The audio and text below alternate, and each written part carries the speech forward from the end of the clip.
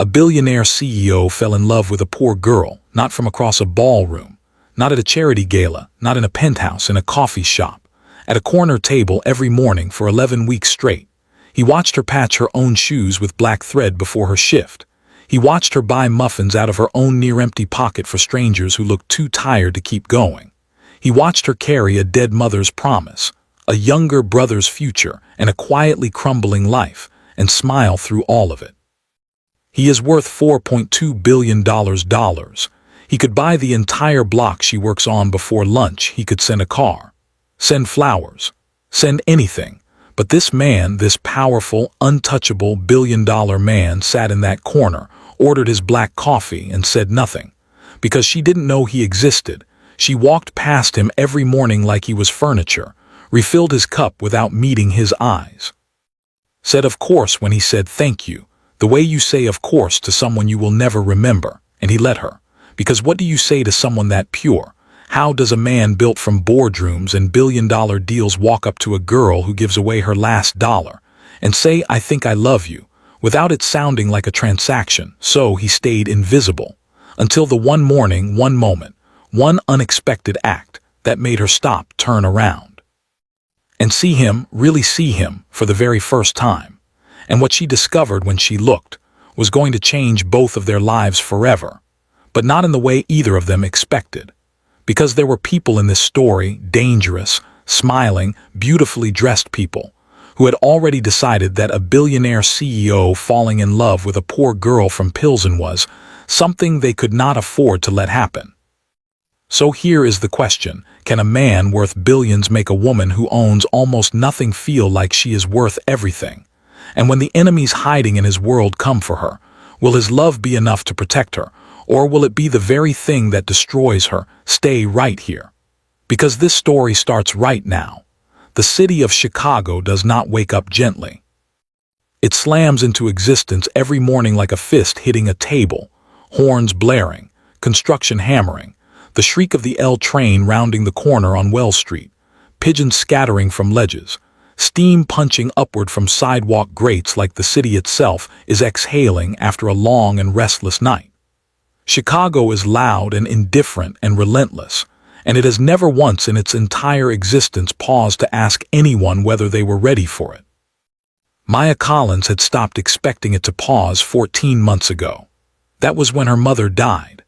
That was when the world revealed, with quiet brutality, that it would keep moving regardless of what you had just lost, regardless of how unprepared you were, regardless of the fact that you were 23 years old, and suddenly, the only wall standing between your 17-year-old brother and everything that wanted to swallow him whole. She was already moving at 5:15 a.m., before the alarm finished its first full ring, before the sky outside her window in Pilsen had decided between black and gray.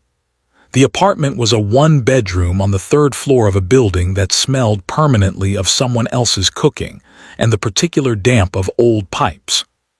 She had grown up 4 blocks away in a slightly larger apartment, back when her mother was working double shifts at the hospital laundry, and her father was still, for a time, someone who came home. He left when Maya was 9. No dramatic exit, no argument loud enough to remember. He simply stopped coming home one Tuesday and never started again, and Carol Collins had pulled herself upright, looked at her 2 children, and decided without ceremony that grief was not something she could afford to carry and still function. So she set it down, and she functioned. Maya had learned everything she knew about survival from watching her mother do exactly that. She moved through the dark kitchen now with the efficiency of someone for whom wasted motion had $1 cost. Coffee on for Danny. 2 slices of bread into the toaster. The bulk peanut butter, bought at the warehouse store on a payment plan that Becca from work didn't know about, spread thick because Danny was still growing and needed more calories than their budget comfortably allowed. Lunch packed.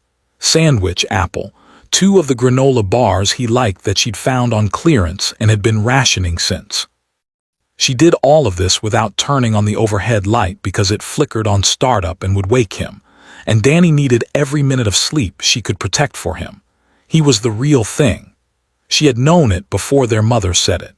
She had watched him at 11 years old take apart a broken radio and rebuild it from memory after reading one library book about circuitry. She had watched him at 15 explain string theory to their neighbor Mr. Patterson with a patience and clarity that made the old man sit forward in his chair. His science teacher at Lincoln High had pulled Maya aside in the hallway 2 years ago and said, with the particular intensity of someone who had been teaching long enough to know the difference between good students and genuinely exceptional ones, "Your brother is not just smart, Miss Collins. He is the kind of smart that only comes along a few times in a career. Please don't let Chicago swallow him." Maya had driven home from that meeting and sat in the parking lot for 11 minutes. Then she wiped her face, went inside, and started researching scholarship programs. She dressed in the bathroom, uniform a size too large, inherited from the girl who quit before her. Name tag reading Maya in block letters, slightly crooked because she'd reattached it herself after the pin broke, using a safety pin from the small tin she kept in the medicine cabinet alongside 3 bandages, a half-used tube of antibiotic ointment, and exactly nothing else.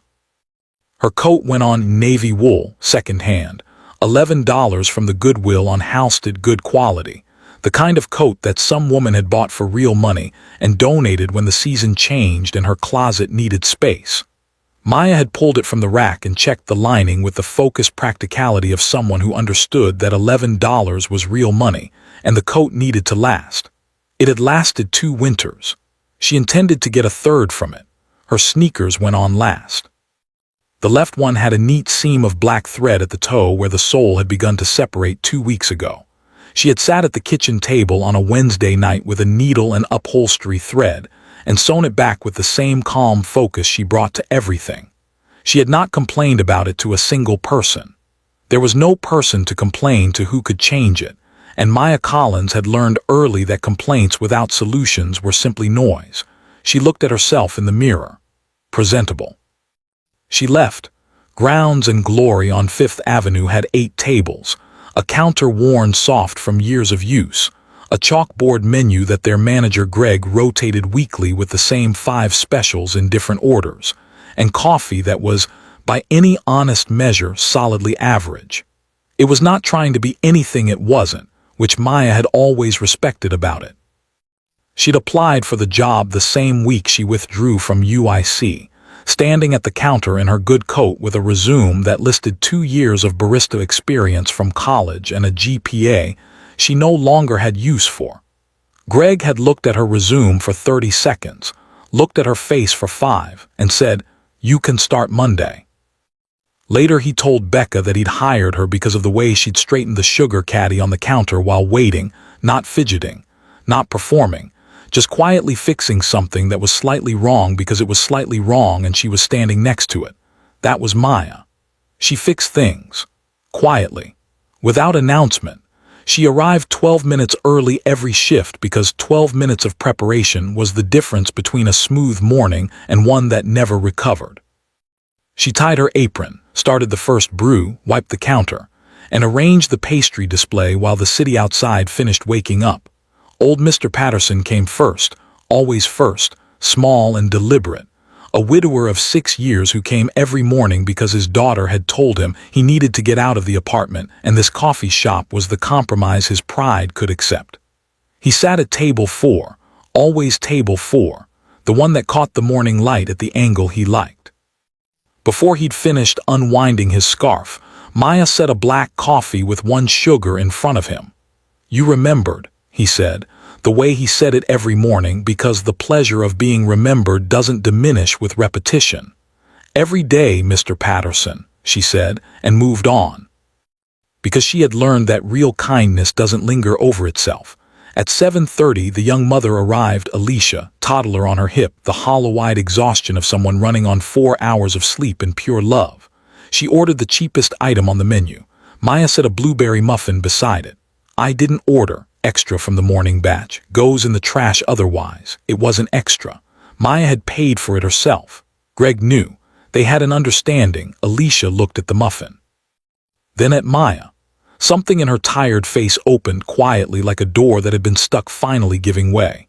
"Thank you," she said softly. "Mention it," Maya said, and she meant it literally. She had already turned away because kindness performed for an audience was theater, and Maya had no patience for theater. At exactly 7:43 a.m., the bell above the door rang. Maya was behind the counter, back half turned, measuring grounds. She didn't look up. She registered the sound the way she registered all the sounds of the shop, cataloged it, filed it, moved on. She heard the specific weight of the footsteps, unhurried, deliberate, someone who moved through space like they owned it but had no interest in advertising that fact. She heard the chair at the corner table pull back. She heard the particular way he settled into it. She already knew the order. She made it without being asked. Black coffee, no sugar, 1 glass of water on the side. She carried it to the corner table and set it down with the same efficiency she brought to everything. "Thank you," said the man in the dark hoodie. She noticed, without meaning to, that his hands were clean and still in the way that hands are still when their owner has learned not to betray anything through movement. She noticed the watch, just for a fraction of a second, the way you notice something that doesn't quite fit before her eyes moved on. A plain-faced watch on a simple leather strap that somehow, in the way of very expensive things designed to look simple, looked like it cost more than everything in the room. "Of course," said Maya Collins, and went back to work. She did not know his name. She did not know that he had been sitting at that corner table for 11 weeks. She did not know that he had watched her sew her shoe from across the street through the shop window one morning before coming in, or that he had memorized the 3 songs she hummed while making drinks, or that the $200 tip he would leave in 8 days' time had been building in intention for weeks, gathering the weight of everything he didn't know how to say out loud. She knew only that the corner table was occupied, the coffee was made, and there were 7 more tables to check before the morning rush hit. The bell above the door rang again. 2 suits, loud voices, laptops already open. Maya turned to face them with the particular professional warmth that costs its wearer something real to produce every single day and said, "Good morning. What can I get started for you?" And at the corner table, behind the dark hoodie and the expensive watch and 11 weeks of silence, Nathaniel Cross watched her do it, watched her pour herself out for strangers, morning after morning, without complaint and without recognition, and felt something move in his chest that he had not felt in a very long time. He picked up his coffee. He said nothing. He came back the next morning. 31 floors above the Chicago River, in a corner office with floor-to-ceiling glass that turned the entire city into a painting he could look at, but never quite touch, Nathaniel Cross ran an empire. CrossVault Capital occupied the top 4 floors of the Meridian Tower on Wacker Drive, not the tallest building in Chicago, but deliberately not. Nate had chosen it when he moved the company's headquarters 6 years ago, overruling his board's preference for the flashier address on Michigan Avenue. "We're not a monument," he'd said, with the particular quietness that made people in rooms stop arguing with him. "We're an engine. Engines don't need to be seen. They need to work." The board had learned over 6 years that when Nate Cross spoke in that quiet way, the discussion was over. CrossVault managed $18 billion in private assets. It had restructured 11 failing companies in the past 4 years, not by gutting them in the way that made headlines and destroyed communities, but by finding the specific broken gear in each machine and replacing it with surgical precision. 3 of those companies now employed more people than they had before CrossVault arrived. The financial press called Nate a genius. He never responded to that characterization. He found it both inaccurate and beside the point. His office held a desk, 2 chairs for visitors, 1 long table for working documents, and a single photograph, not on the wall, not displayed with any ceremony, but sitting flat on the corner of the desk at an angle that suggested it had been set down and never quite picked up again. It showed a man in his late 60s with Nate's same jaw and a laugh that even in a photograph seemed to fill the space around it. His grandfather, Edmund Cross. The man who had built CrossVault from a regional investment firm into something that moved markets. Edmund had died 4 years ago, on a Wednesday afternoon in October, of a heart attack that his doctors said was sudden, and his body had apparently been planning for years. He had left the company to Nate, not to Richard, his eldest grandson, not to the board members who had been with him since the beginning, but to Nate, who was 27 at the time and had been working 16-hour days in the company's analysis division for 4 years, and had never once asked for anything beyond the work itself. Edmund had told Nate 6 months before he died, over dinner at a restaurant neither of them particularly liked, "I'm leaving it to you because you're the only one around me who wants to build something rather than own something. Don't confuse the two. The day you confuse the two, you'll lose it all." Nate had never forgotten that. He had also never forgotten the look on Richard's face at the reading of the will, the way the smile didn't move but something behind the eyes went very flat and very cold, like a light being switched off in an empty room. Richard had shaken his hand afterward. The handshake lasted exactly the right amount of time and communicated absolutely nothing, which was more frightening than any amount of anger would have been. That had been 4 years ago. Richard still attended quarterly board meetings, still smiled at exactly the right moments, still held 12% of CrossVault's equity, a number too large to ignore and too small to threaten, perfectly calibrated, like everything Richard did. He had an office on the 28th floor that he used twice a week, an assistant named Pam who reported to him with the specific loyalty of someone being paid well above market rate for her discretion, and a lunch schedule that Nate's security team had flagged 3 months ago because it included, every Wednesday, a woman named Jessica Harlow. Nate's security team lead, a former Secret Service agent named Marcus Webb, had put the flagged report on Nate's desk on a Tuesday morning and said, simply, "Thought you should know." Nate had looked at it for a long moment. He had not discussed it with Jessica. He had not confronted Richard. He had placed the report in the left drawer of his desk and closed the drawer and gone back to work, because Nate Cross had learned something in 31 years that most people learned much later or never. That the most dangerous thing you could do with information was act on it before you understood it completely. He was still waiting to understand it completely. He was also, on the morning that this story properly begins, sitting at the corner table of a coffee shop on 5th Avenue, in a dark hoodie and clean jeans, and the Patek Philippe watch he wore not as a display, but because it had been his grandfather's and he never took it off, watching Maya Collins manage a morning rush single-handedly, while her coworker Becca called in sick, and the new kid Tamaz stood frozen at the register like a man who had never seen an impatient customer before. This was week 11, day 4 of week 11. He had found the coffee shop by accident on a Monday in early autumn, wrong turn, regular place closed for renovation, walked in to kill 40 minutes before his first meeting. He'd sat at the counter initially. Then a tired woman with a toddler had come in, and the girl behind the counter had slid a muffin over without being asked, and said, "Don't mention it," with the specific tone of someone who meant it. And Nate had felt something shift somewhere in his chest, not dramatically, not like the movies, but quietly, like a compass needle finding north after being spun for a very long time. He'd moved to the corner table. He'd stayed until his phone reminded him of his 9 o'clock. He'd come back the next morning, and the morning after that. By week 3, he had stopped pretending to himself that it was about the coffee. His name had appeared in Forbes twice. Both times, his PR team had spent considerable energy minimizing the photography, because Nate understood something about power that many wealthy people never grasped. Visibility was vulnerability. The more people could see you clearly, the more precisely they could aim at you. So he moved through the world in plain clothes, in nondescript cars, with a security arrangement that Marcus Webb ran with the efficiency and invisibility of a very good plumbing system. You only noticed it if something went wrong. Maya Collins had never noticed it. She had never Googled the name on the card he'd used for his first order and forgotten about by now. She had never looked at him with the particular brightness that people got in their eyes when they recognized money, that involuntary sharpening of attention, the recalibration of how much your smile was worth.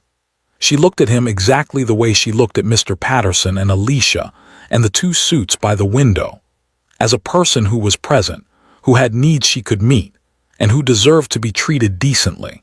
He could not explain to anyone who had never been wealthy what that felt like.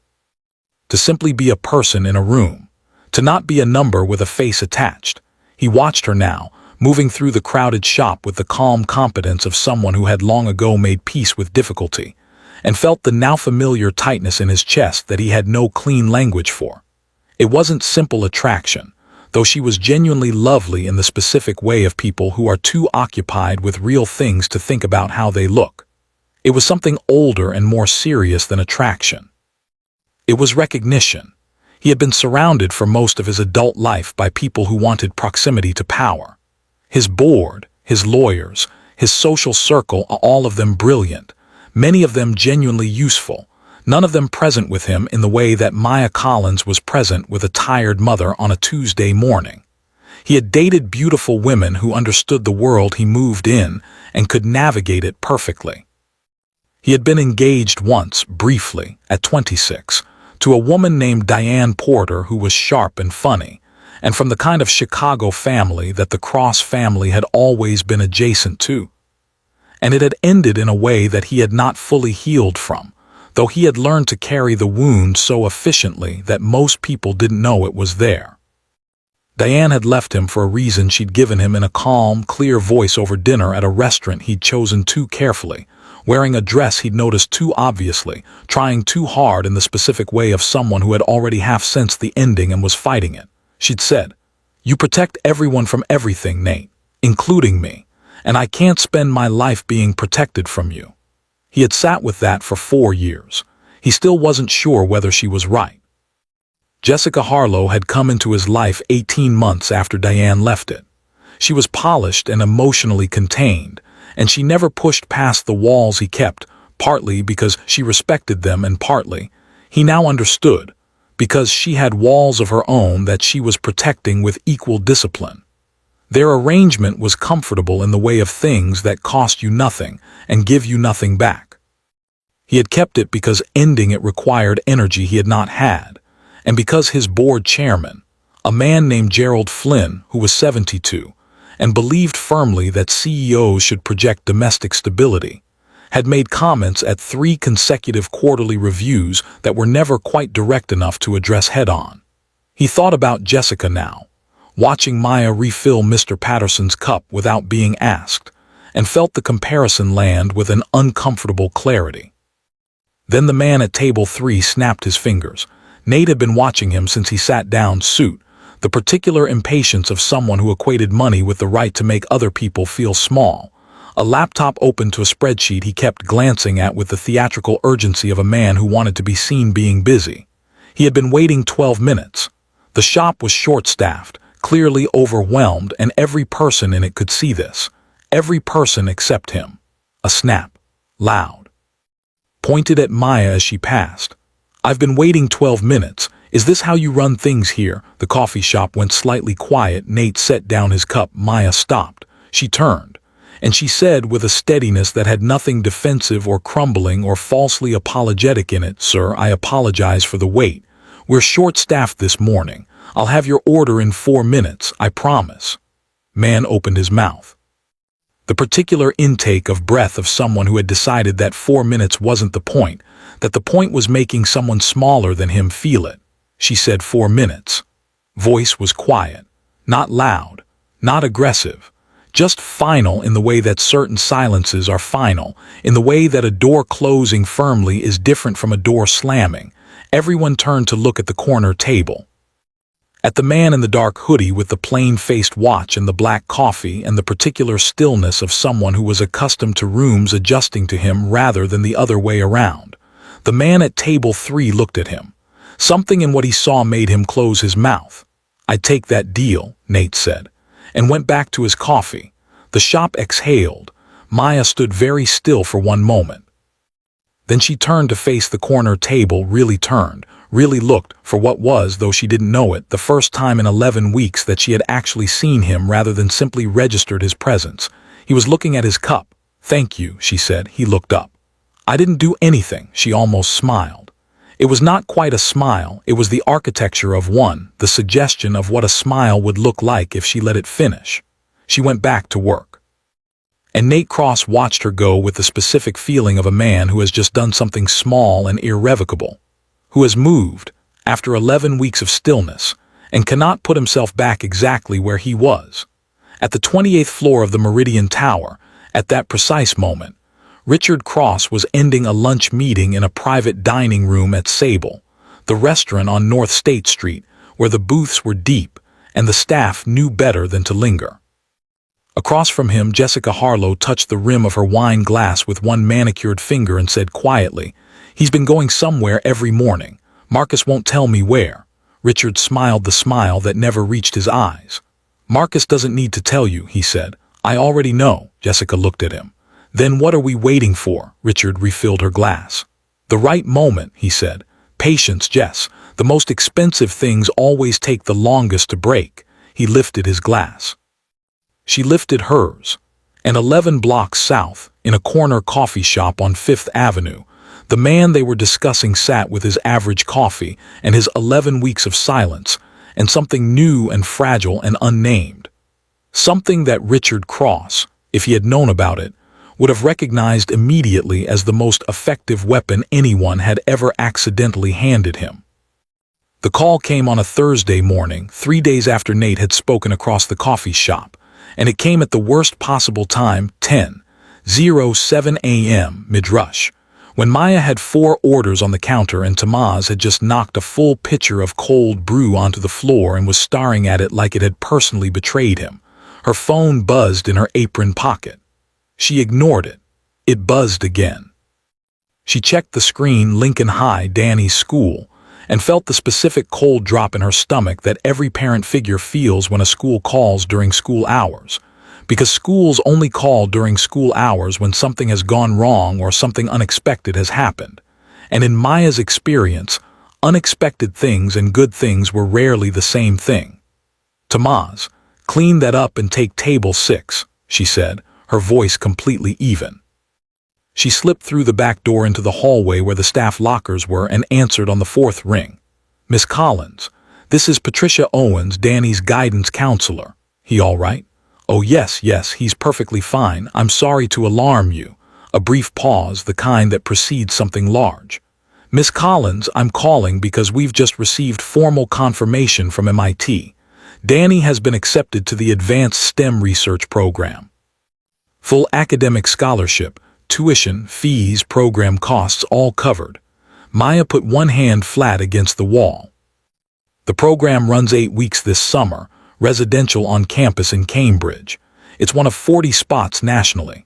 Danny scored highest in the applicant pool, perfect marks across every evaluation."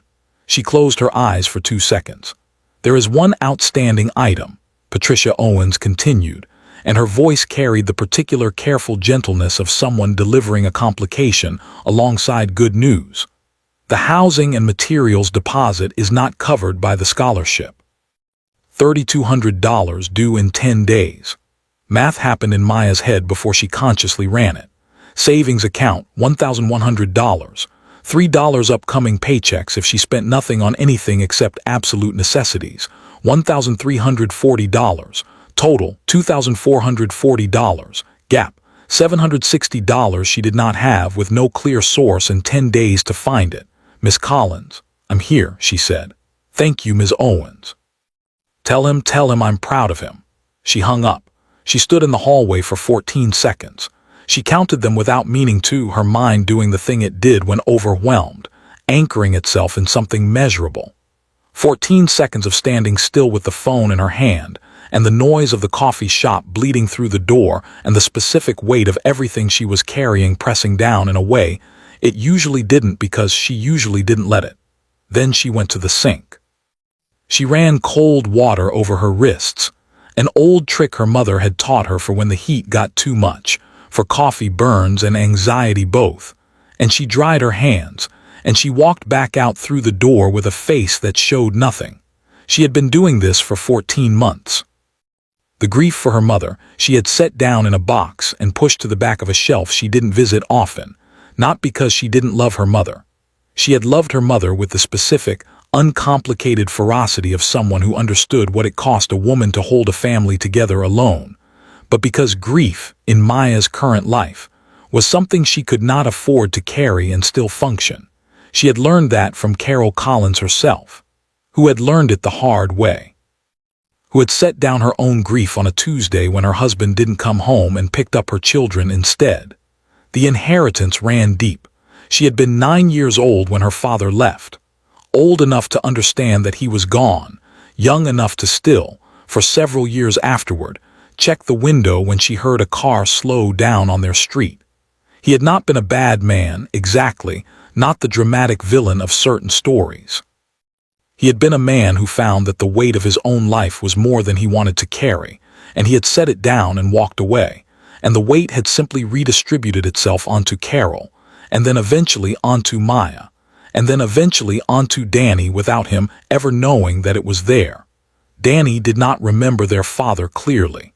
Maya had decided early that this was not something she needed to correct. Some absences were better left as blurs.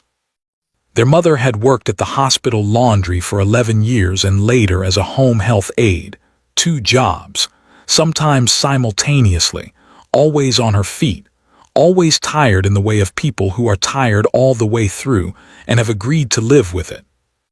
She had been diagnosed 14 months ago with stage 4 breast cancer, which meant it had been growing for some time before anyone looked, which meant Carol had noticed symptoms and said, "I'm fine," and meant it in the way people mean, "I cannot afford what the alternative to fine would cost me right now." She had lasted 6 months after the diagnosis. She had spent most of those 6 months worrying about Danny's scholarship applications and Maya's textbooks under the bed, and the radiator in the apartment that knocked all night, and whether the landlord would fix it before winter. She had not spent those 6 months worrying about herself. This was the thing that Maya could not yet think about directly without the carefully maintained wall she'd built cracking somewhere in its foundation, so she kept moving. She kept moving because her mother had kept moving, and it was the only template she had. At the counter now, she made 4 orders in the correct sequence without consulting the tickets, moved Tomas to the register where he could do less damage, and checked on Mr. Patterson's cup. "You all right, sweetheart?" the old man asked.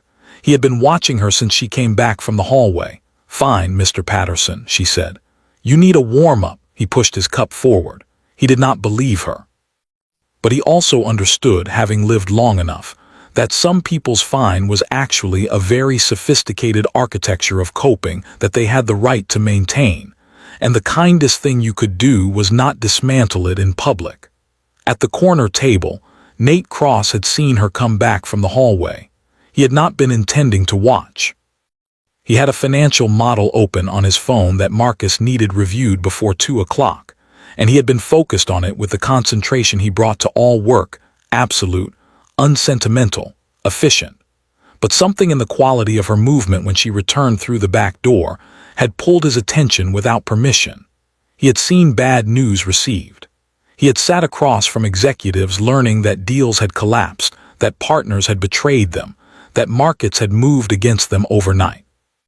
He knew the specific posture of someone who has just absorbed a blow and is refusing to show it, the slight additional precision of movement, the jaw set a fraction of a degree tighter than usual, the eyes doing the labor of appearing completely normal. He recognized it the way you recognize the technique of someone who learned the same thing you learned, from the same school of hard experience. He looked at the tip he'd left that morning. $20 on a $6 order, the same as always. He put another $40 on the table, then he looked at it, looked at the back door through which she'd come, thought about what a phone call from a school at 10 in the morning could mean for someone carrying what Maya Collins was clearly carrying. He took out a pen. He wrote nothing on the bills. He set his coffee cup back down as a weight against them, and he left. He sat in the back of his car, Marcus driving, correctly reading that this was not a conversation moment, and stared at the partition and thought about a girl in a second-hand coat doing math in a hallway that didn't add up. He picked up his phone. He did not call her. He didn't have her number. He called his personal attorney instead. He asked a question. He listened to the answer. He said, Make sure it can't be traced back to me directly. Use the foundation account." He hung up. Marcus said nothing, which was one of the things Nate valued most about Marcus. At the coffee shop, Maya found the $40 under the coffee cup after the corner table had been empty for 20 minutes. She stared at it. She looked at the door. She put it in her apron pocket separately from the rest of the tips, the way she had been doing with every tip from that table for 2 weeks. A practice she had not examined too closely, because she was afraid of what examining it would tell her about what she was starting to feel. Danny came home that afternoon at 3:45 and put his backpack down with the studied casualness of someone trying not to look like they were hopping for something. Maya was sitting at the kitchen table with a cup of tea and the MIT letter she'd printed at the library on her lunch break. He saw it. His face did the thing faces do when hope and terror arrive at exactly the same moment. "They called," she said. "Maya, you're going," she said. "Don't ask me how, you're going." He crossed the kitchen in 3 steps and put his arms around her, and she let herself be held for exactly as long as felt right. And then she patted his back and said, "Finish your homework." And he laughed, a real laugh, clear and young and startled into existence. And she turned back to her tea so he wouldn't see her face. She was going to figure out the 760. She always figured it out. She just didn't know yet that it had already been figured out. Not by her, not this time. By a man in a dark hoodie at a corner table who had said, "I didn't do anything," and meant, this time, something rather different by it. Jessica Harlow lived in a $3.8 million condominium on the 42nd floor of a building on East Erie Street, where the lake was visible from every window that faced east, and the interior had been designed by a firm that charged more per square foot for ideas than most people paid for actual rooms. The apartment was beautiful and precise, and almost entirely without warmth. Everything selected, nothing accumulated, the home of someone who had decided that their environment should be controlled the same way their presentation was controlled. No accidents. No surprises. Nothing out of place. She had grown up in Winnetka, in the particular stratum of Chicago's North Shore where wealth was old enough to have become invisible, where nobody drove a Ferrari because Ferraris were loud, and loudness was for people who were still excited about money. Her father was Thomas Harlow, a name in Chicago's commodities trading world that had been important for 40 years, and was now more important as a social credential than as an active force. Thomas was 70 and played golf and sat on 3 nonprofit boards and attended every event that mattered and quietly understood that his daughter's proximity to Nathaniel Cross was the most valuable thing the Harlow family had access to in the current configuration of Chicago's financial world. Jessica understood this too. She was not naive about it.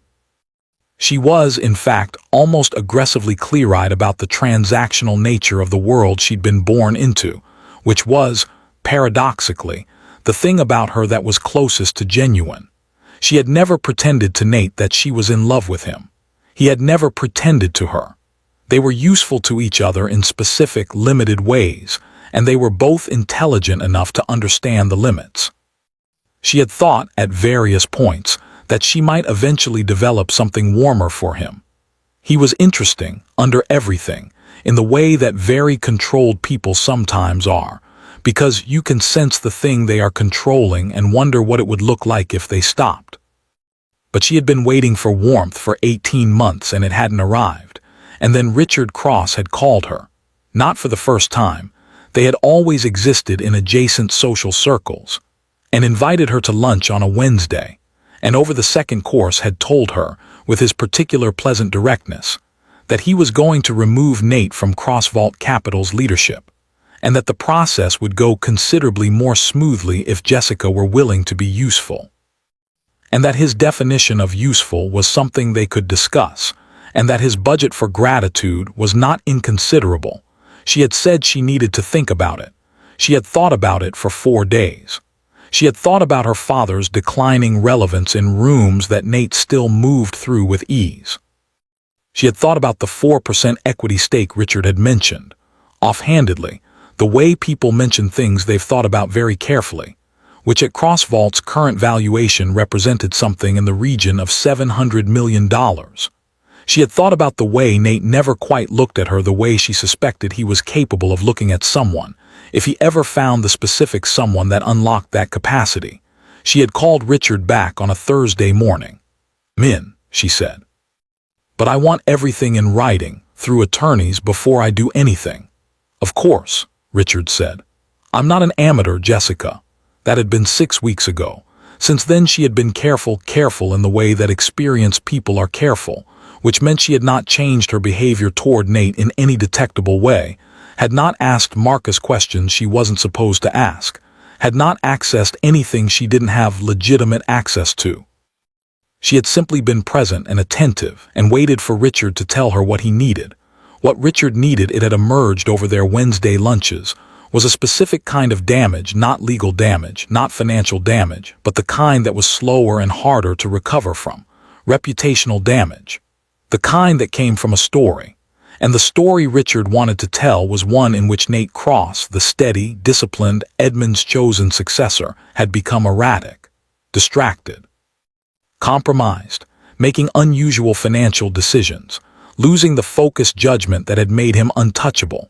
"Need the story to be true," Richard had said 2 weeks ago, refilling their glasses with the leisure of a man who believed he had already won. "Or true enough, which means I need whatever is distracting him." Jessica had told him then about the coffee shop, about the direction Marcus had let slip, not the address. Marcus was too careful for addresses, but enough. She had gone there herself the following week, sat at the corner table, ordered a latte she didn't drink, and studied Maya Collins with the focused attention of someone conducting a reconnaissance. What she saw was not what she expected. She had expected obvious. She had expected the kind of girl that men with money sometimes wandered toward, visually spectacular, openly ambitious, performing availability. She had expected something she could dismiss and thus find easy to destroy.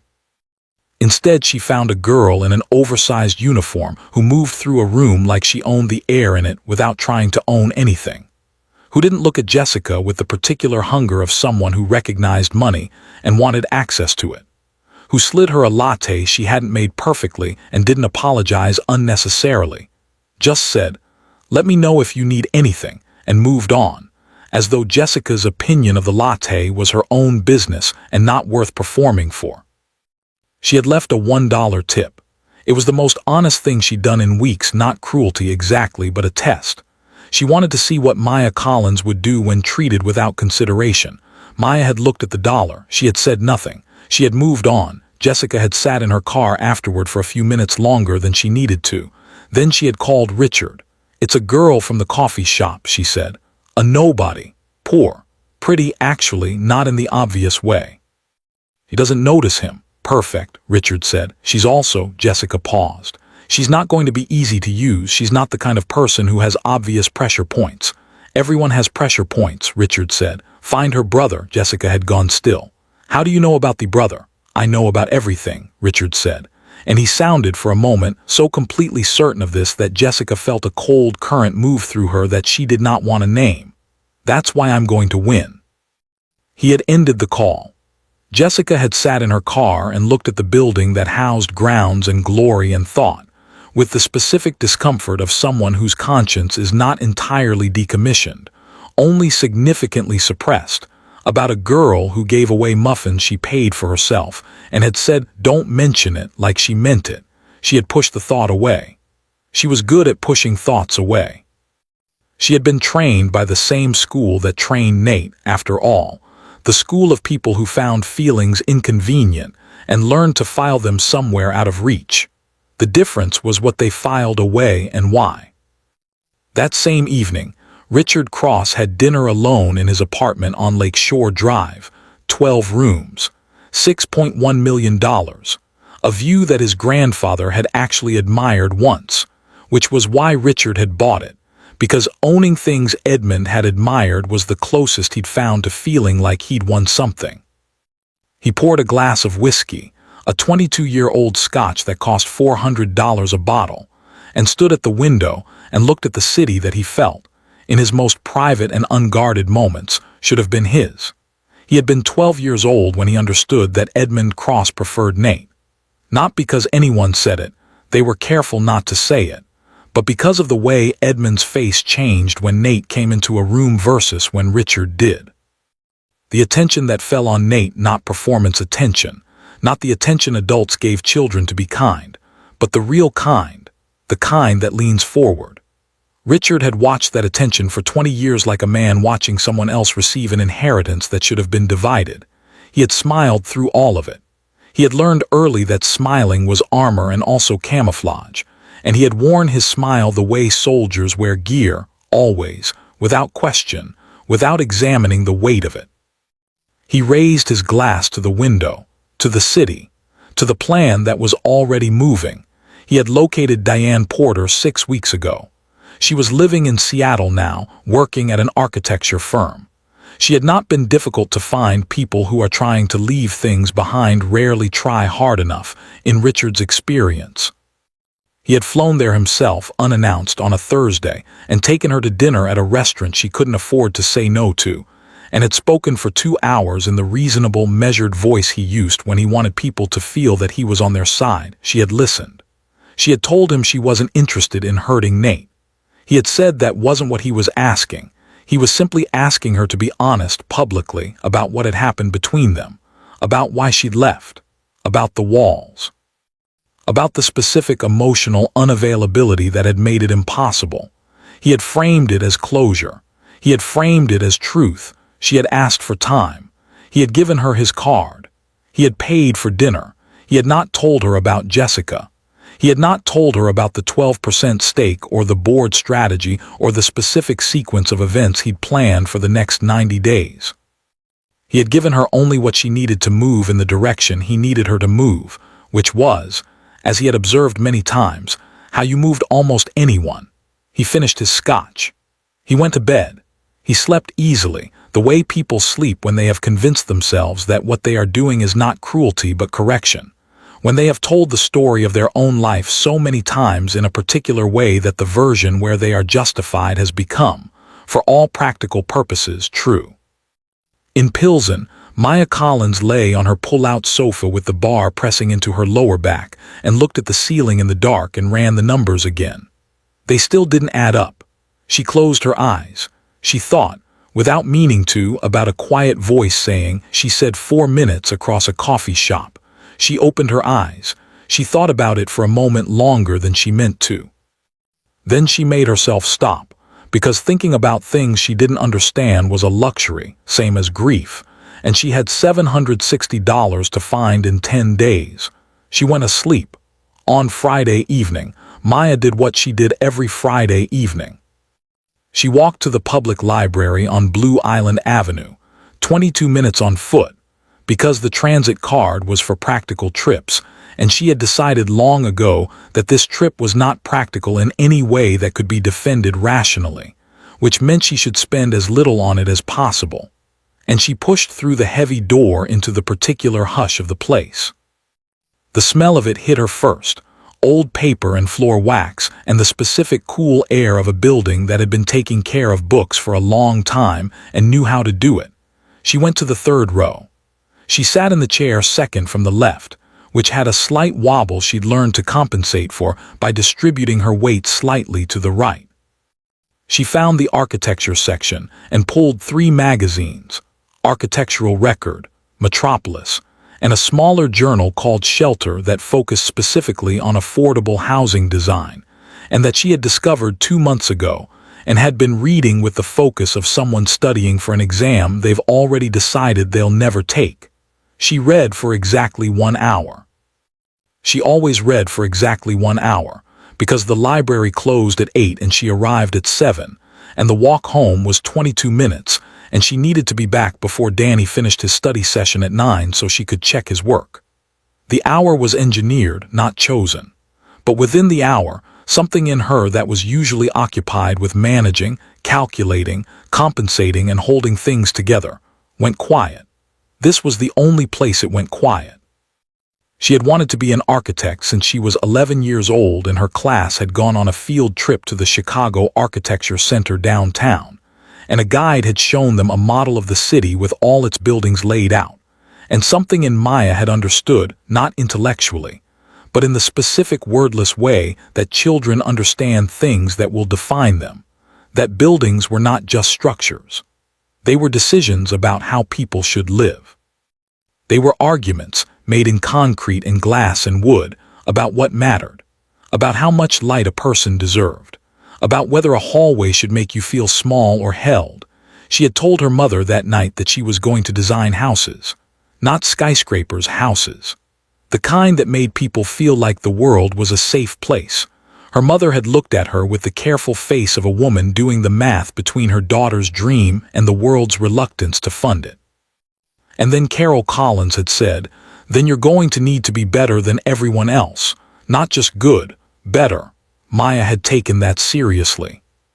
She had earned a partial scholarship to UIC's architecture program, had been 2 semesters from completing her degree when her mother got sick, had withdrawn on a Wednesday morning in November, sitting in the financial aid office with the forms already filled out because she had made the decision 3 days earlier, and had simply been completing the administrative process. The woman behind the desk had asked if she was sure. Maya had said yes. The woman had looked at her file, at the GPA, at the scholarship, and had started to say something that might have been, "There are options," or might have been, "What a shame," and Maya had said, "Thank you for your help," and stood up and left before she could hear whichever it was. The textbooks were under her bed. She kept them because she did not believe in permanent decisions. She kept them the way you keep a door unlocked even when you're not ready to walk through it. She was reading now, A Peace and Shelter, about modular housing developments in Detroit, communities being rebuilt from the inside out using prefabricated units that could be customized by residents, designed with the residents rather than for them. She had read the first half last Friday and had thought about it every day since, in the background of her mind, the way good ideas settle in and keep working when you're not directly focused on them. She was so absorbed that she didn't hear the library door. She didn't register the footsteps on the worn carpet. She didn't look up until she reached the end of the article and sat back to breathe for a moment before the next one. She looked up. Through the tall window across from the 3rd row, at street level, she could see a section of the sidewalk outside. And on that sidewalk, visible from the knees down because the window's upper frame cut off the rest, was a pair of dark jeans and clean shoes that she recognized, the same shoes, the same quality of cleanliness that spoke of someone who took ordinary things seriously, standing still. Not packing, not passing, standing. She was up and at the window before she'd consciously decided to move. The sidewalk outside was empty by the time she reached the glass. She stood there for a moment. Then she went back to her chair. She sat down. She looked at the page in front of her without reading it. After a moment, she put the magazine back, stood up, and left 8 minutes before closing, the only time in 2 years she had left early. The night air was cold. She stood on the library steps for a moment, pulling her coat closed. The street was ordinary, a passing car, a couple walking a dog, a man at the corner convenience store carrying out a paper bag. She went home. She did not tell herself what she was thinking. But she thought it anyway, in the part of her mind that ran below the practical surface of things. He followed me here. And the second thought, quieter and more unsettling because she could not make it feel wrong the way she should have been able to make it feel wrong. He left without saying anything, a man who could have spoken, who chose not to, who stood outside a window for 40 minutes. She hadn't been able to see him clearly, but she could feel the duration of it. The way you feel a presence even when your back is turned, and then walked away without using it as an opportunity for anything. She had met men who wanted things from her. She knew how that felt. It felt like hands, even when there were no hands. It felt like a lean in your direction that was actually a lean toward what you might provide. This did not feel like that.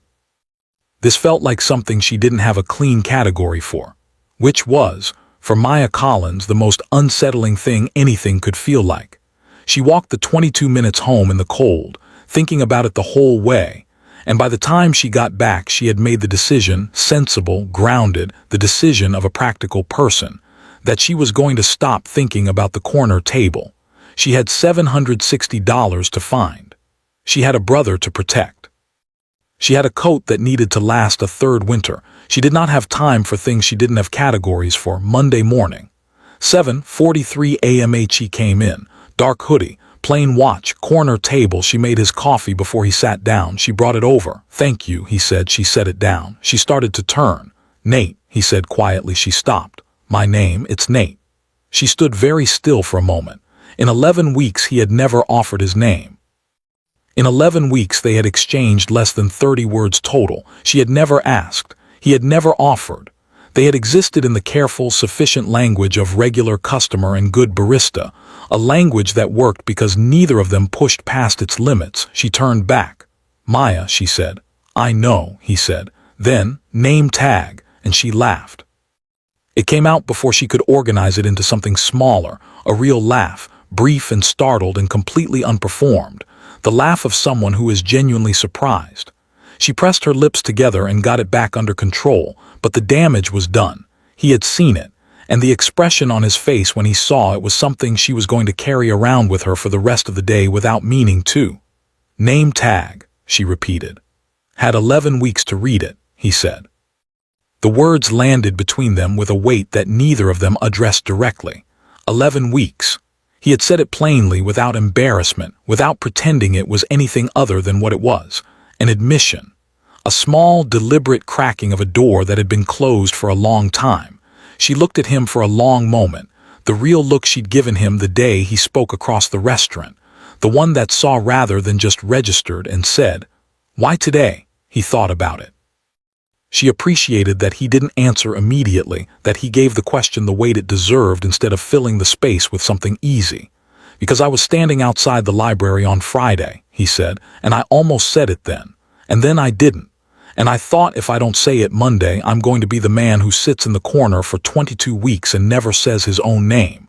And I didn't want to be that man." She was quiet for a moment. "You were outside the library." "How long?" "A beat. Long enough." That's strange." "Yes, I know." His voice was steady, but there was something in it that she recognized, the particular register of someone who is being honest about something that does not present them well and has decided honesty is more important than presentation. I wasn't following you. I was driving past. I saw you through the window." A pause. "I stopped. I don't entirely know why." She studied him. She was very good at reading people. She always had been. The way people who grow up watching carefully because they can't afford to miss things develop a kind of accuracy about human beings. She looked at him now with everything she had, looking for the thing that was wrong, the lean, the performance, the thing underneath the thing. She didn't find it. What she found was a man who was telling her the truth even when the truth was awkward, and who seemed underneath the stillness, underneath whatever it was that sat on him like expensive, invisible weight, genuinely uncertain. "Genuinely present," she said. "The next time you want to say something, say it." He nodded. Slowly.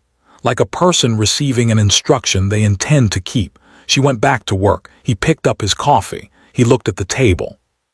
He set it back down and did not pick up his phone, and did not look at his email, and did not think about Marcus's report in the drawer or Richard's lunches, or anything in the world except the specific quality of the laugh he had just heard, and the feeling of having moved, after 11 weeks, in the right direction. 48 hours later, Maya's manager Greg pulled her aside before her shift and told her about the payment, 6 months of salary, direct deposit, already cleared, anonymous. An account his wife's brother couldn't trace. A message that said for the architecture magazines. Maya stood in the break room and felt the world tilt slightly on its axis. Not dramatically, not in a way anyone watching would have noticed, but she felt it. She walked out to the floor. She looked at the corner table. He was there. 7:43 a.m. Black coffee, phone face down. She walked to his table. She sat down across from him. The first time she had ever sat at a customer's table on shift. He looked up. "Was it you?" she asked. "I don't know what you mean," he said. "A terrible liar," she said. The corner of his mouth moved, not quite a smile. "Yes," he said, "it was me." And the coffee shop went about its morning around them. completely indifferent. The way the city always was, loud and relentless and utterly uninterested in the fact that something quiet and irreversible was happening at a corner table between a girl with a box of textbooks under her bed and a man with $4.2 billion and a drawer with a report in it that he had not yet decided what to do with. Maya's eyes filled, just the edges, just for a second, just enough to be real. He didn't let them spill. Why? She asked. Why would you do this? Because you work 6 days a week, he said quietly, and you patch your own shoes and you give away muffins you pay for yourself and you never ask anyone for a single thing, and I have more than I will ever need, and your brother deserves to go to MIT. She was quiet for a long moment, long enough that the sounds of the coffee shop, the espresso machine, the clinking cups, Tomas dropping something in the back filled the space between them. Do you know about Danny? He held her gaze. His jaw moved slightly. I know more than I should, he said, and I'm sorry that came out wrong. I'm not. How do you know about my brother? And the question hung between them like something suspended in the air, fragile, exact, about to land, while across the city, in a glass-walled office on the 28th floor of the Meridian Tower, Richard Cross picked up his phone and made a call to Seattle, and a woman named Diane Porter, 3 time zones away, listened to her phone ring and looked at the business card on her kitchen table and thought about answering it. No more than I should, Nate had said. And now he owed her the rest of it. He had thought about this moment not obsessively, but with the steady background attention he gave to things that mattered. He had known at some point that if he ever moved the conversation past names and coffee orders, he would have to account for what he knew and how he knew it. He had told himself that he would find the right words when the moment came. The moment was here. The words were harder than he'd expected. 3 weeks ago, he said quietly, I overheard a call. You were in the back hallway. The door wasn't fully closed. He held her gaze. I wasn't listening on purpose. I was getting up to leave and I heard enough to understand that you'd received good news about someone and bad news about money at the same time. And I asked someone I trust to find out what I needed to know. Silence that followed had a texture to it. You had someone look into me, Maya said. Yes, she sat with that. Her jaw did not change. Her eyes did not change. But something behind them recalculated. He could see it, the way you see weather change over flat land, where there's enough sky to watch the whole process. Who are you? She asked, not dramatically, just directly. The question of someone who had been given a piece that didn't fit the picture they were working from and wanted to understand why. Nate Cross, he said. I run a company called CrossVault Capital. She looked at him. The name meant nothing to her immediately, and he watched it mean nothing to her and felt absurdly grateful for it. What kind of company? Private equity. We manage and invest assets. How much? The question was so direct that he paused. Most people didn't ask directly. $18 billion in assets under management, he said. My personal net worth according to Forbes is $4.2 billion. Forbes tends to round down. Coffee shop continued around them, completely ordinary. Tomas laughed at something in the back. Mr. Patterson turned a page of his newspaper. Maya looked at the man across from her, the dark hoodie, the worn-looking jeans, the watch she had noticed exactly once and then deliberately not looked at again, and she ran the full length of 11 weeks backward through her mind, seeing it differently now, the way you see a painting differently when someone tells you what you're looking at. Been coming here for 11 weeks, she said slowly. Yes. In that. She indicated the hoodie. I don't like to be recognized. $4 billion man sitting in my coffee shop every morning, she said, not angry, not impressed, processing. Coffee isn't very good, he said. I want to be transparent about that. She looked at him for a long moment. And then, despite everything, despite the invasion of her privacy and the overwhelming strangeness of the situation, and the fact that her brain was simultaneously trying to process a net worth figure that had too many zeros and hold down a full shift, she almost laughed again. She caught it. She pressed it flat. I can't accept the money, she said. It's already deposited. Then Maya. His voice was quiet, but it landed clearly, the way his voice always landed clearly. Your brother scored highest in the national applicant pool for an MIT program. There are 40 spots. He has 1. He is, by every measure I could find. And I looked carefully because I wanted to be sure, genuinely exceptional. A pause. The money is yours. It doesn't come with anything attached to it. It doesn't come with an expectation. It is not a transaction. It's just... Then what is it? It's just a thing I wanted to do, he said simply, because I could, and because it was right. She looked at him across the table, at the stillness of him, the specific weight of someone accustomed to being many things to many people who was, in this moment, trying to be only one thing: honest. She had been reading people her whole life, and she read him now with everything she had, the way she'd looked at him the first time she really saw him, looking for what was underneath. She found a man who was telling the truth. She found something careful and serious, and underneath the layers of control and competence, and the specific closed quality of someone who had learned to protect themselves from the wrong kind of wanting, she found something that was very close to lonely. She recognized it. She saw it every morning in her bathroom mirror and had learned to look past it efficiently. "You need to tell me everything," she said. "Not because I owe you anything, but because I don't take things from people I don't understand." He nodded. "I know, here," she said. "Not while I'm on shift, okay? I finish at 4, he said nothing. But he picked up his phone face up this time, the first time she had seen him do that, and did not look at it. He set it on the table between them like a gesture, like a small flag of something. She stood. She straightened her apron. "Nate," she said. He looked up. "If any of this turns out to be something it shouldn't be," she held his gaze with the specific steadiness of someone who has been knocked down enough times to have stopped fearing the floor. "I will be fine. I have been fine. Whatever this is, I do not need it to survive. I need you to know that before it goes any further." He held her gaze. "I know that," he said. That's not why I'm here." "Then why are you here?" A pause, long enough to be real. "Because you're the first person in a very long time who made me want to be somewhere." She stood still for one breath. Then she went back to work. He watched her go. He picked up his coffee. He looked out the window at the city, the same city he had looked at from 31 floors up for 6 years, from behind glass that cost more than most people's apartments. And it looked, from the corner table of a mid-range coffee shop, somewhat different than it usually did, slightly less like a painting, slightly more like a place. His phone lit up. "Marcus," he picked it up. "There's something you need to see." "What is it?" A pause.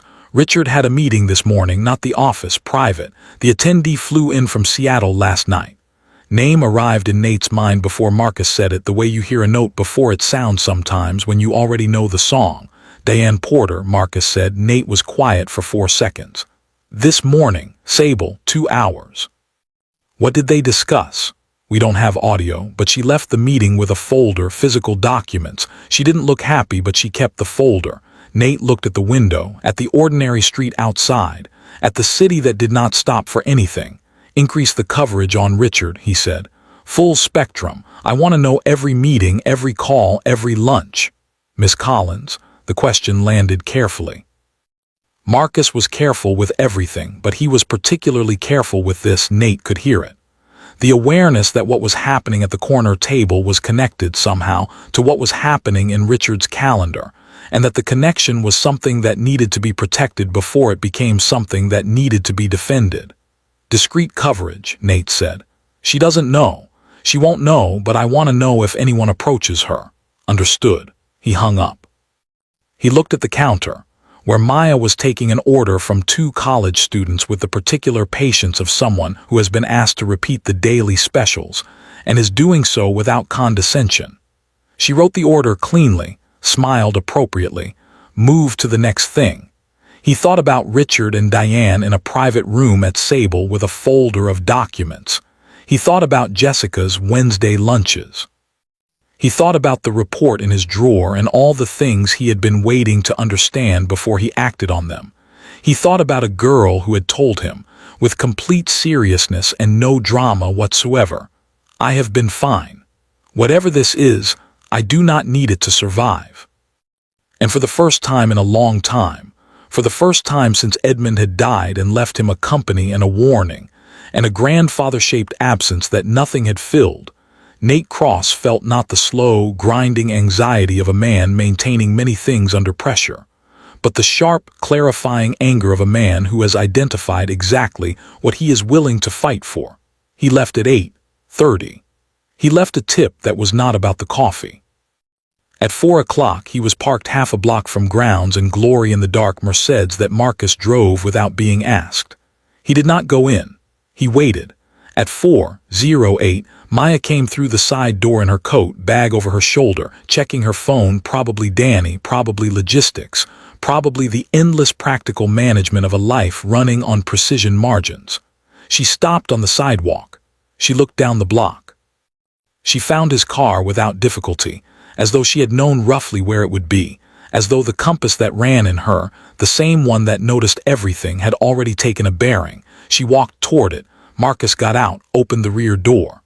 Maya looked at him, looked at the open door, looked back at the street in the particular way of someone making a decision that they know is a hinge, a moment that will be before and after in memory, regardless of what comes next. She got in.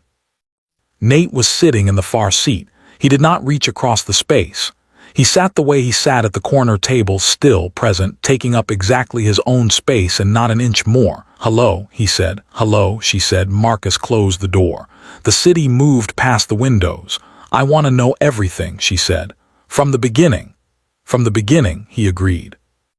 And so, on a Thursday evening in October, moving through the Chicago traffic in a car that cost more than she would earn in 5 years, Maya Collins listened to Nathaniel Cross begin to tell her the truth about who he was, not the Forbes version, not the board version, not the version that Jessica knew or Richard feared, but the real version, the one that started with a grandfather and a warning and a company that was supposed to be built rather than owned, and ended, for now, at a corner table in a coffee shop on 5th Avenue where an average man had come every morning for 11 weeks to sit near something real. She listened. She did not interrupt. She looked out the window sometimes and then back at him, measuring. When he finished, the car was stopped at a light on Michigan Avenue. The lake was visible 2 blocks east, black and enormous in the evening, the city lights catching the surface in fragments. "And Jessica," she said. He was quiet for a moment. "She's been meeting with my cousin Richard," he said. "Every Wednesday for 6 weeks. I don't know yet what they're planning. I have people finding out." "You haven't ended things with her." "Why?" The light changed. The car moved. "Because ending it changes their timeline," he said. "Whatever they're building, if I move before I understand the structure, they pivot. I need to understand the whole thing before I touch any part of it." She was quiet for a moment. Then, "That's cold," he said. "Is that how you operate? You wait and watch until you understand the whole structure before you move?" He considered it. "Usually. 11 weeks, she said. He looked at her. "Corner table," she said. "You watch for 11 weeks. He said nothing. "And then you spoke," she said. "Because you understood the structure. Because," he said carefully, "some things, if you wait until you fully understand them, you wait too long." She looked at him. The lake disappeared behind buildings. The car moved north. The city went on being loud and indifferent and relentless around them. The way it always was, the way it would keep being. And at a restaurant on North State Street, Richard Cross was ordering dessert across from a woman who had flown in from Seattle with a folder of documents and a set of memories she had agreed, for a price she'd told herself was reasonable and would tell herself again less convincingly as the weeks went on, to make public. And in a penthouse on East Erie Street, Jessica Harlow was standing at her east-facing window looking at the lake and holding her phone, which contained a text from Richard that read simply, "It's time to move. The girl is the key. Find the pressure point." She read it twice. She put the phone face down on the glass table. She picked it back up. She typed, "Understood." She sent it. She put the phone down again and looked at the lake and did not think about muffins or second-hand coats or the particular way someone says, "Don't mention it," when they mean it literally, because Jessica Harlow had made a decision and she was going to see it through, and she was not going to think about the things that made it complicated, because complicated was expensive and she had already chosen her price. In the Mercedes, Maya said, "Take me home," Nate said. "And tomorrow," she said, "you can come in at 7:43. He looked at her.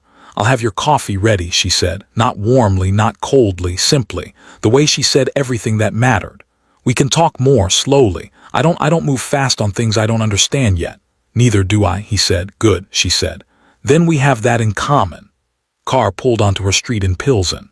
The building with the close walls and the knocking radiator and the one bedroom she'd given to her brother. She reached for the door handle. "Maya," he said. She paused. "Whatever Richard is building," he said, "it won't touch you. I want you to know that." She looked back at him, and in her face was not the gratitude he expected, not the relief, not the leaning in of someone who has been given a guarantee they needed. What was in her face was something quieter and more complicated, the expression of someone who has survived enough to know that guarantees are made by people who cannot always keep them. "Make promises you might not be able to keep," she said. "Just try, that's enough." She got out. She walked to her building door. She did not look back. He watched her go. He watched the door close. He watched the light come on in the third-floor window, the kitchen. He somehow knew it was the kitchen, and stay on as she moved inside and began, without pause, the next necessary thing. "Sir," Marcus said from the front. "Give me a minute," Nate said. Marcus gave him a minute. Then Nate Cross, billionaire, CEO, Edmund's chosen, Richard's target, the man who had sat in a corner for 11 weeks because he didn't know how to want something without the wanting being used against him, pulled out his phone and made 3 calls. His attorney, his head of security, and a forensic accountant named Sandra Osai who had worked for CrossVault for 4 years and who he trusted with the kind of precision that came from watching someone be right, consistently, under pressure. "I need you to find everything," he said to Sandra without preamble. "Richard's accounts, the shell structures, anything moving in the last 6 months that doesn't belong to the company's standard operations. Everything." "Timeline?" Sandra said. "Yesterday," he said. He hung up. He looked at the building one more time. "Take me home," he said. Marcus drove. The city moved past the windows. The lake appeared again briefly between buildings, vast and black, and entirely indifferent to the specific drama of small, powerful people making plans against each other, while a girl in a second-hand coat checked her brother's homework and didn't know yet that she had become, without her consent, the center of a war she hadn't started. She would find out. And when she did, when the full weight of what Richard and Jessica had set in motion came down on the ordinary, careful, hard-built life of Maya Collins, the response would not come from Nate's attorneys or his security team or his forensic accountant. It would come from Maya herself, because Maya Collins had been building something for 14 months, quietly, without announcement, without asking for recognition, that was stronger than anything Richard Cross had ever tried to break. She had been building the specific, undecorated toughness of a person who has already survived the worst thing and knows, now, exactly what they're made of. Richard would find this out. He would find it out in a way he would not enjoy. But that is part 2, and part 2 will destroy you. High voltage before part 2. This is your moment. You just watched Maya Collins go from invisible to the most important person in a billionaire's world, and you watched Richard and Jessica sharpen their knives in the dark. Part 2 is where everything breaks open: the betrayal, the public humiliation, the secret about Maya's mother that changes everything. The moment Nate has to choose between his company and Maya in front of his entire board, and the revenge, cold, precise, and absolutely devastating that nobody saw coming. Subscribe to this channel right now. We are building something here and we need you to be part of it. Help us hit 100 subscribers. Every single one matters. Drop a comment and tell us where in the world you are watching from. We want to see every city, every country. Let's see how far this story has traveled. Part 2 is coming, and it will wreck you.